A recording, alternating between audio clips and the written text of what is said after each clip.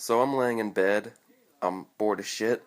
I don't have to be at work for another 2 hours. I'm gonna tell a story from my childhood. I was around 14 around this time, and one of my best friends was seeing this girl from class, who I didn't really feel that good about, so I told him straight up. I told my friend, let's call him Mickey, I told him, yo, I don't have a good feeling about this girl, but he was telling me all about this. Yo, I really like her, trust me on this.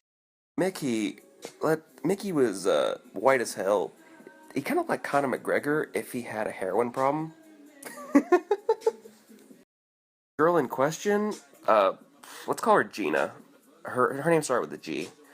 Girl was like one of them snow bunny bitches, right? You guys know those white girls that act hood as hell, smoke, drink, party, and will bust it open for Four Loco and 20 retweets? That's Gina. Everyone knows a Gina. You can clearly see why this girl raises red flags on me. But Mickey was having none of that. He was trying to, like, he wanted to smash and then maybe see where it went after that. I couldn't imagine having sex at 14. I was a little bitch when I was 14. But that's a story all on its own. But out before I get off track. And I don't really know Gina that well. I mean, I'll acknowledge her in the hallways and shit, but that's about as far as our conversations go. I mean, she pretends I don't exist, so it gets to the point where they're inseparable, like they're always together, like in lunch, in science class, while there's like in the hallways and shit. Is Gina looks totally uninterested in Mickey, but Mickey doesn't see it. He has his rose-colored glasses on, you know. So, like I say, a month goes by, and I'm at the movies with a group of friends one day over at Galaxy 16 near Collins. There's a group of 5 of us, including me, and we were all going to see a movie. I don't remember which one, but that's not important. What's important is what happens after the movie. So me and my motherfucking clique, we're in the corridors, we're fucking being loud, joking around, having a good time, and guess who my black ass sees? See Gina, and she's with this big old black motherfucker, and dude's huge. He's got like 5 inches and 75 pounds on me easy. Around this time, I was like 5'9", 160, so yeah, dude would break me in half like a fucking toothpick. No, Gina was fucking kissing up on the dude, acting all flirty and shit. I grab my group, I fucking throw them into another room, and they're like, yo, what the hell, dude, what's going on? So I grab one of my other boys by the collar, let's call him Ty. I tell him, look out there, peek out there for me, and tell me if that's Gina. I just need to know. My boy Ty peeks over the corner like this, then gets back to me, and he says, yeah, that's her. Why you need to know? Without another word, I fucking pull out my iPod, put it on camera mode, and film them being all kissy, flirty, PDA and shit. Now the guys are acting like, Skylar, what are you doing? You're being weird. Stop it. I'm like, niggas, my boy is dating that girl right there. So then after that, my group peeks out the door for like 3 seconds, look back at me, and then they say, expose that bitch. But the thing is, I was already one step ahead of them. I had already sent the video to Mickey, and I was like, dude, you should see this. I'm sorry, but you need to see this. Mickey responded back to me immediately, and I think he was in denial, because the first thing he said was, are you serious? See, I texted him back on some real ignorant shit, like, dude, I'm as serious as stage 4 cancer. His first impression was he was pissed at me, okay? But I think he realized that I was just looking out for him and his best interests, because I care about him, you know? So he then texts me, I'll call you later. I'm like, you okay?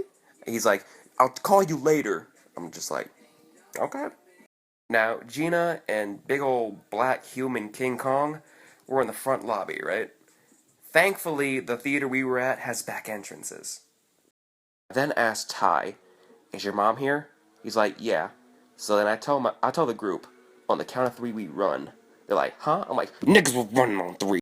I peeked out at the lobby one more time at Gina and Big Motherfucker. Look at my group.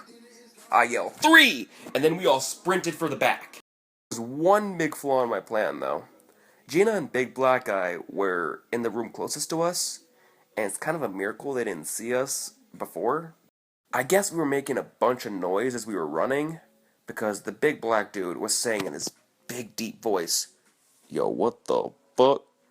Okay, all I remember from that escape was running, opening the back entrance, and diving into Ty's mom's car. So what I tell you next is secondhand information. Now, Ty was in the back because he was the slowest out of all of us, and he said that he saw Gina making a "what the fuck" face at us.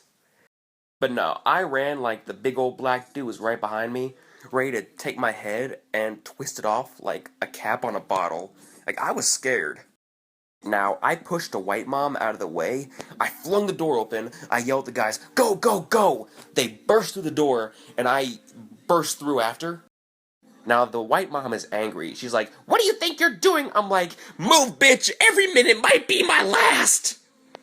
I sprint through the door, and everyone's already in the van. They flung the van door open. I dove in, and I yelled at Ty's mom, "Drive!" Like, I scared Ty's mom because she's like, "What is going on?" I'm like, "I'll explain later, just drive, please." Without saying another word, Ty's mom peels out of the movie theater parking lot on some Fast and Furious Tokyo Drift type shit. Like, we're gone in like 2 seconds. So I explain the whole thing to Ty's mom, and I then say at the end of my story, "Please don't tell my mom, please." Thank God for Ty's mom, because she didn't say a thing to my mom. Like, I was so scared, but she was cool as hell and didn't say anything. Nothing crazy happened on the way home. Like, we were all just joking, we're back to normal. And then I get dropped off in my house, and then my phone rings.